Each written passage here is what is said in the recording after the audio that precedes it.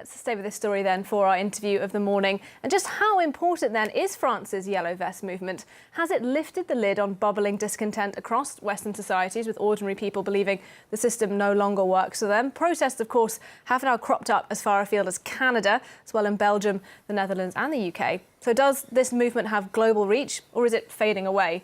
Here in Paris, officials say only 2,000 people turned out to the streets on Saturday, compared with 8,000 the week before. Well, to discuss it all then, we're joined here by Agnes Poirier, a journalist based between London and Paris. Good morning to you. Thanks very much for joining us. First of all, let me just ask you that then.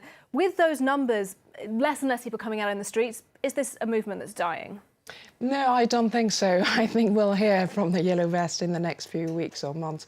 It's probably the end of a cycle, the end of a phase. And hopefully it's the end of a violent phase. You know, we've got the winter, we've got the looming Christmas celebrations. Also, 5 Saturdays in a row, people are a bit tired, perhaps, even the Yellow Vest with all their energy.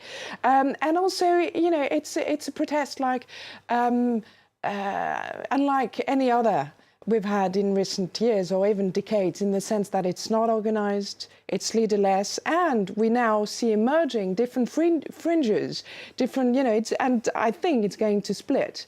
And you might get, you know, you have the angry Yellow Vest, I think they're calling themselves, and then you have the free Yellow Vest. And so basically in the end, it's probably down to who is ready to organize itself and go and meet the French government and start negotiating, for instance, and those who just want to protest and wreak havoc, perhaps in the centre of Paris, and refuse to actually engage in any talks whatsoever. Yeah, that clearly has been one of the problems, hasn't it? Because they don't have a formal leadership. Now, let me ask you, how seriously do you take the ideas that we just heard in that report of this kind of citizens' referendum? Do you think that could be a good way to try and to breach that frustration between the people in the streets and the government? Well, if you look at the demands, I mean, it's interesting because in the last 5 weeks or so, we've looked at their demands vented on the internet. And God, it's such a various and diverse set of demands. So the latest one, the ability for citizens to approve or remove laws or politicians.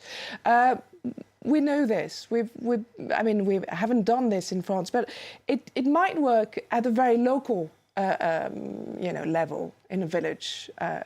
But very often, this referendum are not about the question that is asked. I mean, we could talk about Brexit, which is an exercise in referendum. We can talk about Italy recently, you know, when Matteo Renzi actually had to resign of a reform of the Senate.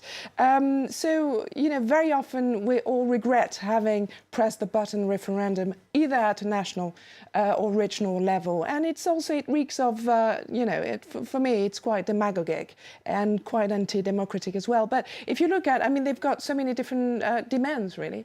There's a majority of them that want to bring back the death penalty, for instance. Of course, they want Macron to resign, but some of them also don't want speed limits on roads. So they will perhaps have to agree among themselves first. Indeed, very sweeping list of demands. I know you're absolutely right about that. You mentioned then Brexit, and I wanted to ask you about that because, of course, you're based in the United Kingdom.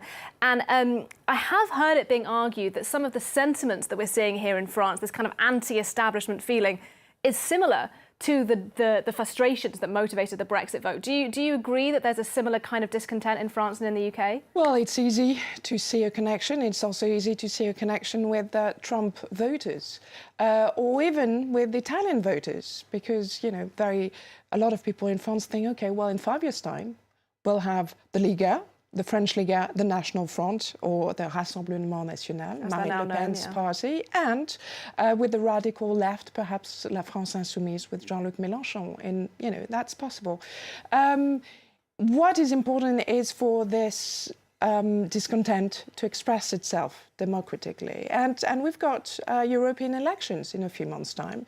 So now there's a talk that perhaps some Yellow Vest should try this exercise in democracy and, you know, present a list of members to be elected at the European Parliament. That could be a way forward. And that sounds like that would do something to perhaps make it a little clearer to us about precisely what the political ideology of this movement is. Because I know we've discussed it a lot on the channel. Is it a right-wing movement? Is it a left-wing movement? Is it neither of the two? What's your sense on what's the political background of these people? Well, we now have a few figures. We know that, I think it's the French newspaper Le Monde that published some figures that almost half of the Yellow Vests have voted for Marine Le Pen's party, for instance. We also know that if you compare, that's what Le Monde did, they compiled the 50 demands of the Yellow Vest, and it corresponded to equally to Marine Le Pen's political program and Jean-Luc Mélenchon's political program. That is to say, a sort of convergence of radicalities, if you'd like. So, and actually, if they have a Yellow Vest list and delegates for the European elections, they will actually be bad news for both Marine Le Pen and Jean-Luc Mélenchon. So, and both of them have tried to serve, to not hijack, but really to capitalize on the Yellow Vest, and they didn't manage to do this because a lot of Yellow Vests said no, we don't want to have anything to do with you. So, but it makes it, it's good for democracy. It's an exercise in democracy as long as it's within democratic, a process. Then it's good news. Debate is always good. Indeed, so I suppose all eyes are if there'll be fresh protests next weekend, and indeed all eyes as well, as you mentioned, on the European elections as we look a little bit bigger at the Yellow Vest. Thank you very much indeed, Agnes Poirier there, a journalist based between London and Paris, giving us her analysis this morning on that movement here in France and indeed in parts of Europe as well.